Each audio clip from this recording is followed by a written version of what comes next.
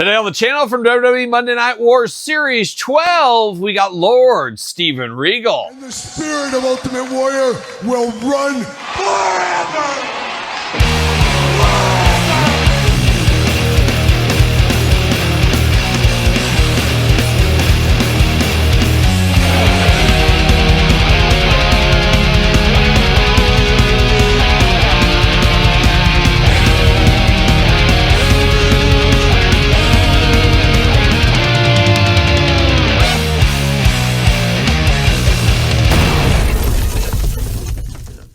Welcome everyone, Kyle here, back again with another WWE Monday Night Wars unboxing and review. And today on the channel, we're in Series 12 already. I can't believe it. And today we got Lord Steven Regal. But of course, for all your Monday Night War needs, better hit up Walmart. Walmart exclusive, at least as of now. But of course, for everything else wrestling related, hit up Ringside Collectibles. Use discount code Kyle, save yourself 10%. Gotta get a deal out there. And we're going to do this review like we do all the other reviews on the channel. We're going to take a look at the packaging. We're going to talk about it. We're going to unbox it. We're going to talk about it. We're going to see where it goes from there. And Lord Steven Regal, William Regal, man's man Steven Regal. We've had a few different ones. There's still a lot of meat on the bone. Have to think a man's man version is coming as a Build-A-Figure one of these days. I guess we'll stay tuned. I guess Ringside Fest, maybe in November. That'll be our biggest announcements left for 2026. And then the cycle starts again with, of course, WrestleMania, San Diego Comic-Con, and then Ringside Fest again. Maybe a couple of things for Toy Fair, but we haven't really seen anything as far as Mattel announcements on the WWE website like we've got, or I guess Mattel Creations website, like we were getting for a while. Wouldn't be shocked to see something like that soon as well. But enough jibber jabber here. We got Lord Steven Regal from his time in WCW, a stalwart of WCW for a lot of years, and we've had a few figures from that, or at least one figure from that. Last William Regal figure, Steven Regal figure we got was a Build-A-Figure, of course, Commissioner version, which was a good one, and we'll compare those later in this video here. But let's dive into this one here. From his time against Bill Goldberg, a very famous match, of course, in the history of Goldberg's career. Goldberg running through everybody with squash matches. They tried to do it to Steven Regal. He didn't really cooperate, made it a little difficult for Goldberg, exposed Goldberg a little bit, as they say, and the rest was history, and he didn't have a job with WCW much longer after that. But looking good here. Very iconic look for Mr. Regal. Not sure a lot of people are going to like this one. We'll dive into it when we get a chance here once we look at the packaging. Glamour shot right there, 8 and up, Monday Night Wars, Lord Steven Regal. Elite Rockabilly. We'll build him at the end. You guys know we're here for some Rockabilly action. You got Regal over here looking good. Looking very nice. Looking very nice over here with his name from February 9th, 1998. Monday Nitro. Rockabilly cross-sell unboxing wall on the channel. Make sure you subscribe. At the very end, we're going to rank the entire wave from my least favorite to my favorite. And we're going to build Rockabilly, so stay tuned for that one. Looking good there. Glamour shot up top. Got the tail of tape. Got the blurb. What's it say about Lord Steven Regal? From Blackpool, England. So black. So much water, too. Oh, it's a wild thing. 6'3", 243 pounds. Finisher, the Regal stretch. I forgot all about that finisher. Career highlights, Intercontinental Champion, WCW Television Champion, World Tag Team Champion. Lord Steven Regal used his mastery of technical in-ring abilities to give Goldberg the toughest battle of his undefeated streak. Oh, yeah, and Rockabilly proved who was the better brother after defeating Bart Gunn. Can we get Bart Gunn? Hopefully we get him one of these days, too. That'd be a good Build-A-Figure, get him in his boxer gear. I would like to see that. Maybe one day. We'll see what happens. See you later. Put some spin on it. What do we got for Rockabilly? Oh, we got some serious Rockabilly stuff going on in this one.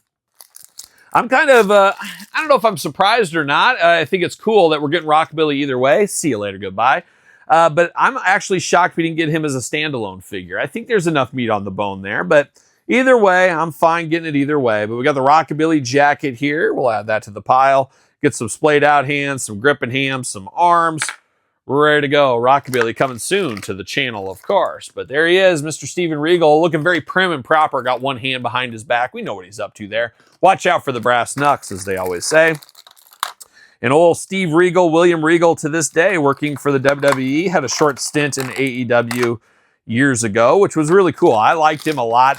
I really wish he was on screen more. I think he'd be a great manager or commissioner. Again, I understand that, they wanted to move on from him probably down there in NXT, but I do think there's meat on the bone for him. He was recently on TV with his son, Finley, as well, but I would love to see more of that. I would love to see more of that.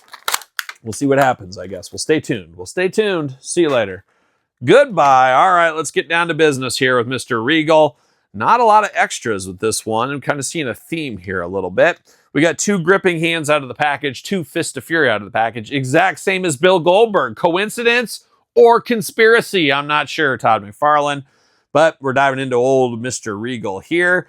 Now, we're going to start with the head sculpt here. I know who this is immediately. This is a very good head sculpt. Is this the same as the one we got once upon a time in his WCW Blue Bloods kind of gimmick going on there? Very similar. We'll compare it later here. 2 eyes, 2 ears, a nose, and a mouth. Got that kind of just disgusted look on his face he would always give. Great comedic aspect of Mr. Regal here. A lot of people don't think of his comedic timing, but very, very good. Got the hair kind of slicked back as well. All around good head sculpt on him. But the controversial part on him here is the singlet. That maroon singlet over the top, looking like he's ready to take on AC Slater at Bayside High is what it looks like to me. But it is a singlet. You can take the straps down. Obviously, you could probably take the whole thing off if you really wanted to as well. But the straps will come down. And then you do get the trunks here, the more blue blood style trunks. So this is a bit of a 2-in-1 figure. I'm not opposed to picking up a second one of these to display both looks maybe in the future. But it is an option if that's what you want. If you like him more in the trunks for whatever reason, you can do that. I'll probably leave. If I'm only going to have one, it'll stay with the singlet, I think. But if I do pick up another one, I'm not opposed to that. I'm not opposed. I might have to pick up a second one. I definitely got to get a second Warrior from this line for my Mid on Card collection. Bret Hart probably don't need 2 of that. Goldberg don't need 2 of him either. But maybe 2 on this one here. But you do got the blue trunks underneath if that is your thing. But looking good in the singlet. However, like I said, a lot of people are not going to like that singlet. A lot of people like the painted on singlets, not the soft, good singlets. Sometimes they look a little bit too Barbie doll-like. I do understand that. This one's not the worst I've ever seen, but it's also not the greatest I've ever seen. It's somewhere in that middle. In that middle, that's where it's hanging out. We do got a little tattoo action, a little forearm tattoo here. Man's men get their forearm tattoos. Like my grandpa, he in the Korean War got a forearm tattoos and stuff. And I think he put his name on there, but it always looked like a glob because he got it with like bamboo or something. I don't know. Crazy times in Korea once upon a time, I'm sure, during the war. But shout out to my grandpa once upon a time as well. 2 Fist Fury, as I mentioned. A little bit loose on the knee pads. Got those big knee pads on Mr. Regal here, hiding those very ugly pin knees. Oh, disgusting. Disgusting. But not the worst thing because you can hide them behind that, so I'm here for that. You got the maroon there on the knee pads. Maroon boots with the white laces. Got the white on the top as well. Give it a little dash of color here. Arms all the way around for us. Bicep cut. Double jointed. Pinless elbows. Hands back forth side to side. Head back forth side to side. Ab crunch. Nice ab crunch. Smooth there. Waist, no issues. Splits. Looking pretty good. We're batting 1,000. Big boot looking good. Big boot looking good. I'm here for that. Double jointed pin knees once again. Boot cut. Ankles back forth side to side, up and down. Perfect articulation on this one. Kudos to Mattel.